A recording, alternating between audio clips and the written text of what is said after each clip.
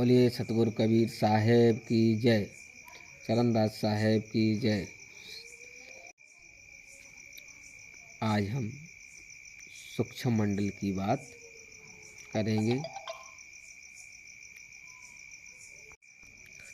गुरलोबी शिष लालची दोनों खेले दाव, दोनों बूढ़े बापुरे चढ़ पत्थर की नाव।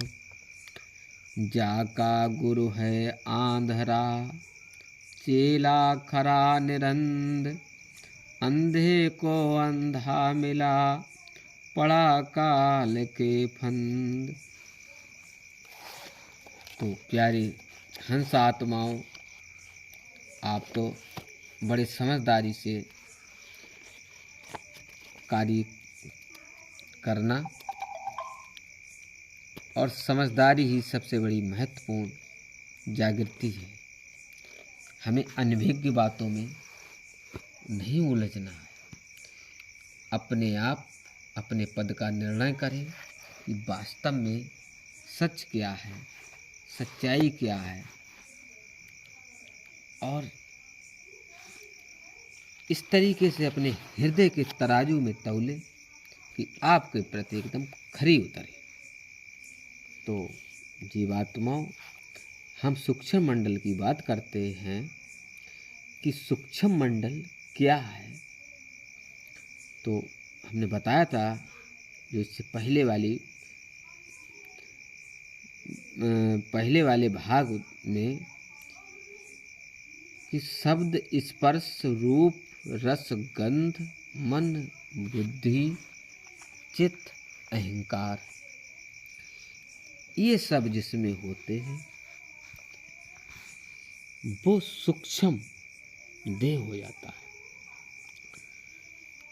है। शब्द स्पर्श रूप रस गंध मन बुद्धि चित्त अहंकारा, कहें कबीर सुनो भाई साधो वह तन सूक्ष्म सारा।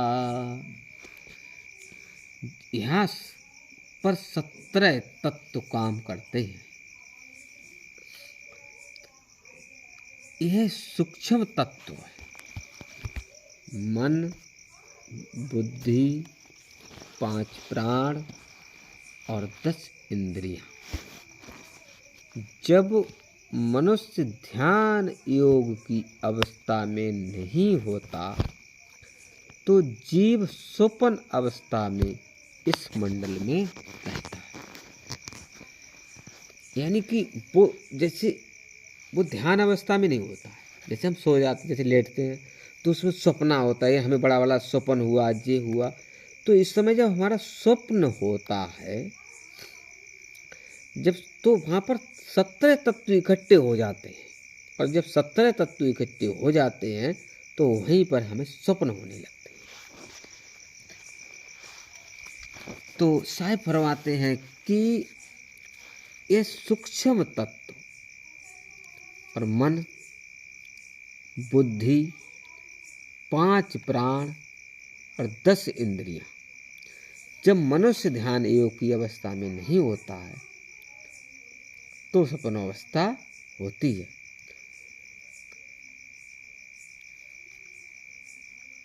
तो जागृति इससे जो ऊपर है वो फिर जागृति अवस्था।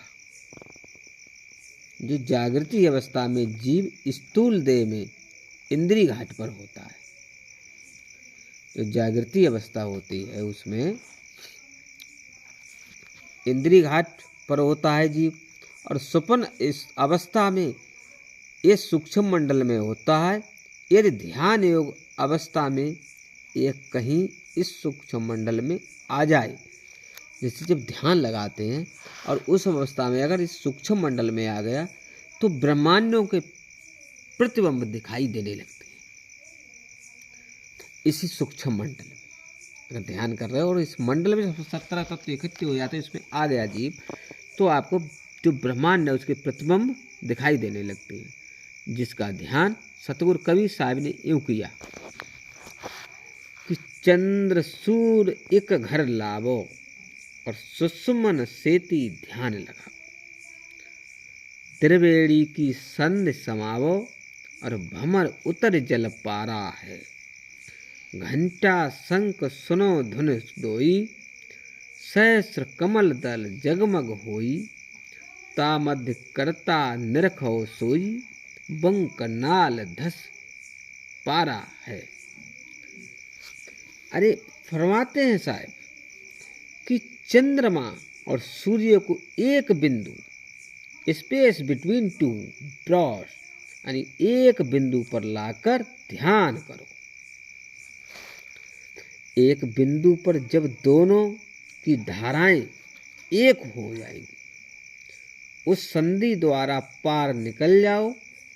और इन संधियों के मिल जाने से जब एक धारा बनती है, जब इस संधियों को निकल जाने से जब एक धारा बन जाए, भाई जब दोनों मिल गए और वहाँ पे दोनों संधि मिली, एक रास्ता मिल गई, तो वही रास्ता एक धारा हुई और वही धारा जो है वो सुषुमन कहलाती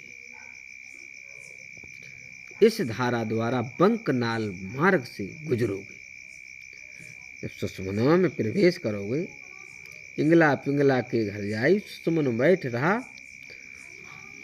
सुखदाई। तो इंगला पिंगला के घर में सुषुमना में पहुँचोगे, गुजरोगे, तो वहाँ पर घंटा शंख की ध्वनि सुनोगे और सहस्र दल कमल प्रकट होंगे और उसे ही त्रिलोकीनाथ भगवान निरंजन के रूप को देखो। याद रखो, ये केवल प्रतिबिंब ब्रह्मांडों का है। अफसोस है कि बिना सतगुरु का ज्ञान सुने बड़े बड़े ऋषि मुनि योगी इस प्रतिबिंब को देख आनंद विभोर हो गए और इसे मालिक के कुल समझ बैठे। बोले यही सब कुछ है। तो बोलिए सतगुरु कबीर साहेब की जय। तो प्यारे हंसात्माओं, इसके बाद कारण देह आता है और कारण देह के बारे में अगले भाग में हम बात करेंगे। सतगुरु सतनाम, साहेब बंदगी, साहेब बंदगी, साहेब बंदगी।